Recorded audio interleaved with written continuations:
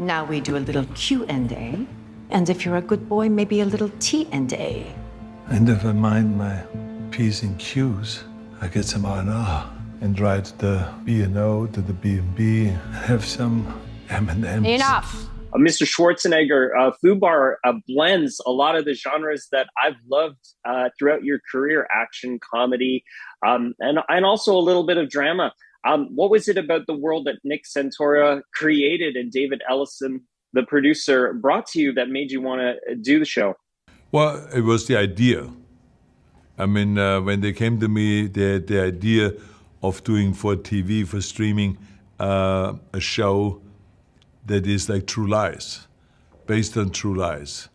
And so I was absolutely ecstatic about that.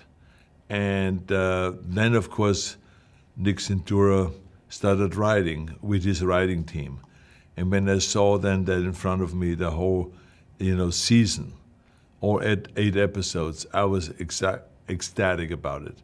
We shot it in Toronto, which was a great experience. They brought it out on Father's Day 2 years ago, and it was a huge success. It was #1 for endless amount of time, and I think that's why they did it in a season 2. And now it was again the challenge. How do you go now take it to the next level? Because you always, when you do a season 2 or a sequel or whatever it is, you have to kind of ramp it up. You cannot be less, you have to be more than the first one. And so this is exactly what they were able to accomplish. It's more comedy, more funny stuff that's going on in there.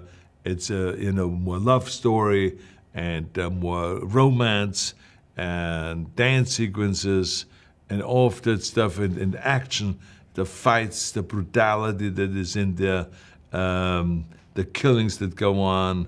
It's just wild. And so they really accomplished the goal of making it even bigger and better than season 1. Ms. Moss, you're no stranger to action. What was it like for you, though, to step into this world and act alongside Mr. Schwarzenegger? Yeah, true honor. I had so much fun. I could pinch myself, right? It's one of those moments where it just feels so natural that we know each other and that we've worked together, and yet I had never met Arnold before. So I just had, every day I enjoyed showing up and working alongside him and fighting with him and dancing with him and, flirting. Greta's just such an outrageous flirt. She's so confident. She's so bold. And those are just such fun things. Nothing was too big. You could just go wherever you wanted to go, which is a very fun thing to do as an actor. Mm-hmm. You just mentioned the dancing. There is a nod to True Lies' tango scene in FUBAR where the two of you do a tango. My wife tried to get me to do ballroom dancing with her, and I was terrible at it. How was it for the two of you? I mean, Mr. Schwarzenegger, you've done it before, but how was it for you? How much training did you need for that? Well, I'm like you. I'm terrible at it. And it's just... I just needed a lot of practice.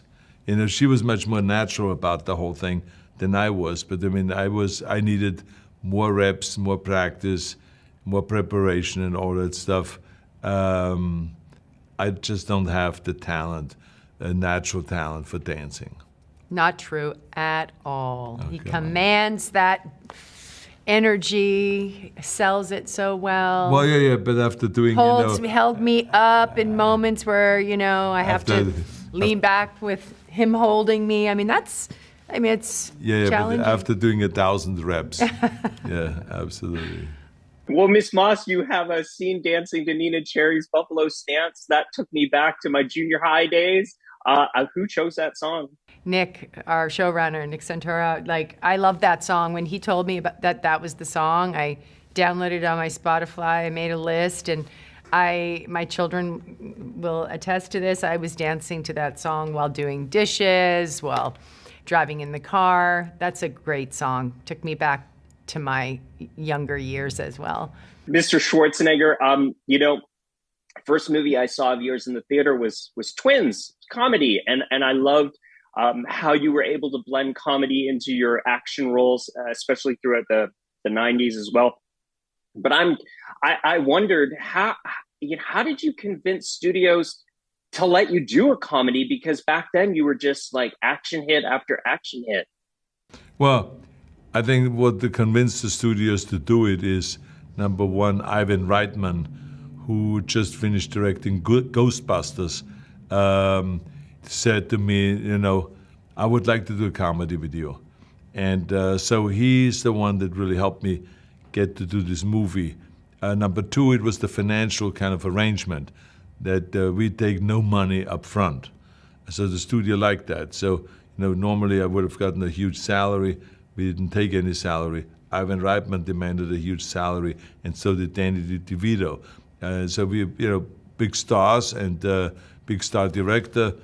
So they didn't have to pay us anything, except we then took a 40% back end of the movie, so which means that we had ownership of 40% of the movie. So you can imagine how much money we made. The movie made almost $300 million worldwide, so we really cashed in big time. Wow. It was better not to take the money. So, but it convinced them to do it because it only cost them $16.5 million to make the movie, since they didn't have to pay any salaries. So they were at risk, we were at risk. Everyone had to take a, you know, a kind of a certain risk in order to get into this. But we did it. It was highly successful. And then after that, we did Kindergarten Cop and Junior and The True Lies, and one comedy after the next. You know, Hollywood is a town of copying. So it's like when they see something successful, then they want to go and do exactly the same thing again and again and again.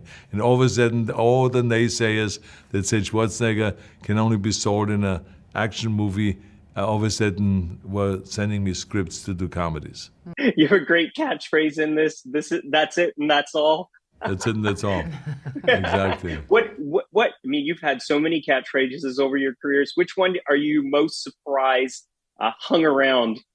Well, you know, I think all of them is a surprise, because remember when we did the Terminator to say I'll be back, no one ever thought there's going to be a line that people will repeat.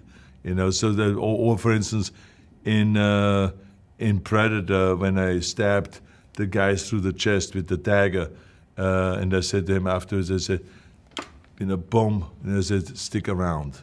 You know, things like that. I mean, no one would ever think that this would be a line that people would laugh and then repeat and all this, or get to the chopper.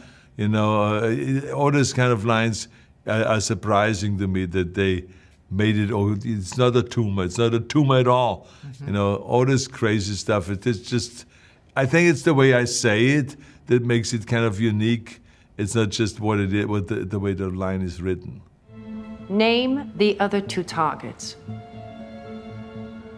Hans and Franz. Okay, you name them. Clever. Taking the question literally to avoid answering truthfully.